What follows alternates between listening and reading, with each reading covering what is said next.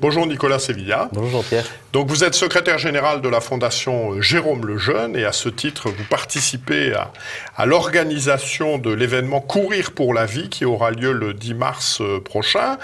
L'objectif de cet événement bien sûr c'est d'opérer une levée de fonds au profit de la Fondation Jérôme Lejeune. À quoi sert cet argent? Alors, tout simplement cette levée de fonds elle servira à financer nos trois missions. La Fondation Jérôme Lejeune elle poursuit tout simplement l'œuvre de Jérôme Lejeune depuis 25 ans à travers trois missions qui sont les missions recherche, les missions soins et les missions défense de la vie. Donc tout simplement la mission recherche, nous finançons des grands programmes de recherche sur les déficiences intellectuelles d'origine génétique, la trisomie 21 mais aussi d'autres anomalies génétiques. Nous recevons à Paris au sein d'une grande consultation plus de 10 000 patients qui sont suivis de leur plus petit âge à leur plus grand âge.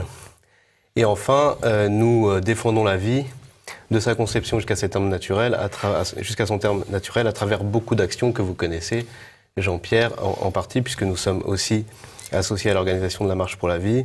Mais par ailleurs, nous sommes très engagés dans la discussion en cours sur la révision de la loi de bioéthique. Nous organisons des conférences internationales à l'ONU, au Parlement européen, une fois par an, pour dénoncer aujourd'hui la discrimination dont malheureusement sont victimes nos patients, les personnes qui sont porteuses d'une trisomie 21. Alors la Fondation Jérôme Lejeune est effectivement connue pour ses recherches sur la trisomie 21.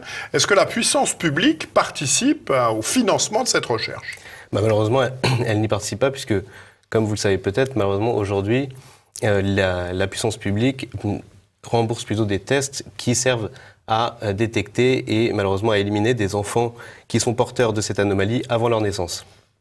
Et donc, il y a 40 ans, la France a fait le choix du dépistage généralisé plutôt que de la recherche, ce qui fait que lorsque Jean-Marie Lemenné et Madame Lejeune ont été rencontrés à l'époque, le ministre de la Santé, pour leur demander des fonds pour financer notre Fondation Jérôme Lejeune, ce fameux ministre de la Santé à l'époque leur avait répondu « Mais pourquoi voulez-vous financer de la recherche sur la trisomie 21 puisque dans 40 ans, ils auront disparu ?»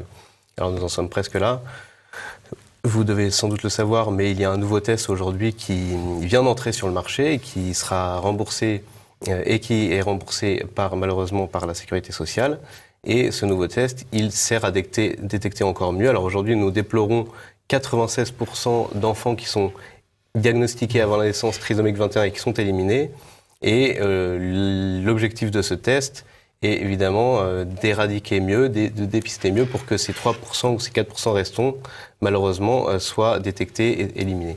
Est-ce que c'est la seule maladie qui ne soit pas financée par la puissance publique? Ou est-ce qu'il y a d'autres maladies où le choix est également fait ou est-ce que c'est vraiment très particulier? Voilà, c'est la seule maladie que l'État ne finance pas. Alors, il se trouve que la trisomie 21 est la maladie génétique la plus répandue en France, donc c'est celle qu'on arrive le plus facilement à détecter, et c'est tout le drame en fait de cette découverte de Jérôme Lejeune, c'est qu'elle s'est retournée contre son auteur et contre ses patients, et contre ceux qui devaient bénéficier de cette découverte, puisque le professeur Jérôme Lejeune voulait évidemment les soigner, et en fait cette découverte a servi à pouvoir mieux dépister la maladie.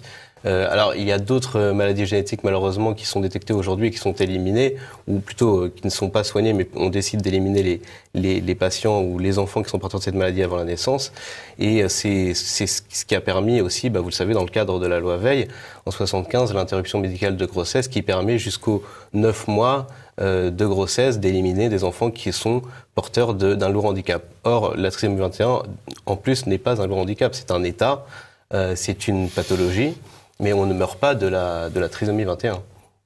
Alors, l'événement dont vous nous parlez, Courir pour la vie, alors en quoi ça consiste? Quels sont les renseignements pratiques autour de cet événement? Il a lieu le dimanche 10 mars 2019, donc dans la semaine prochaine, voilà exactement, dans 8 jours. Nos coureurs auront rendez-vous évidemment sur le lieu du départ, qui est cette année Gare d'Austerlitz.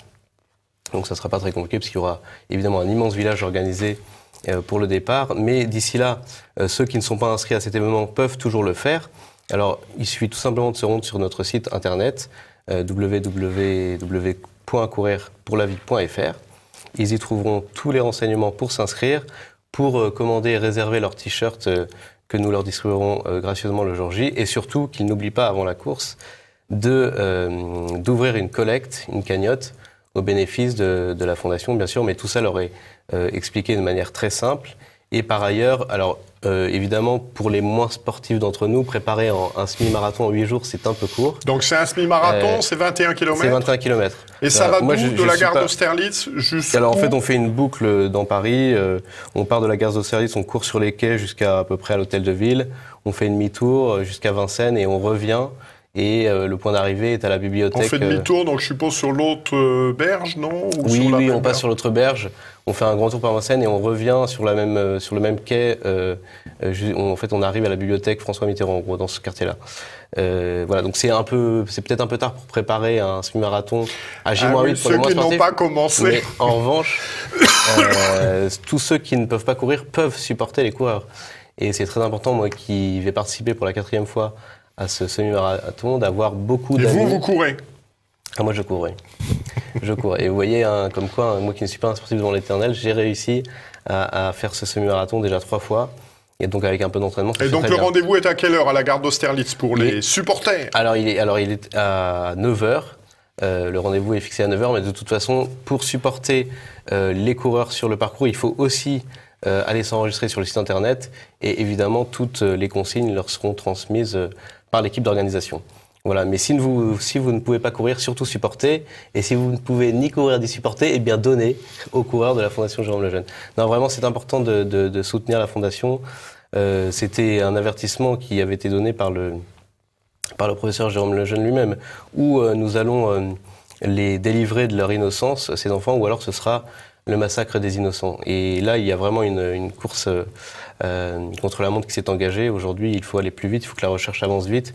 Et pour cela, nous avons besoin d'avoir des coureurs le dimanche 10 mars, mais nous avons aussi, évidemment, besoin d'argent pour faire avancer la recherche sur la trisomie 21.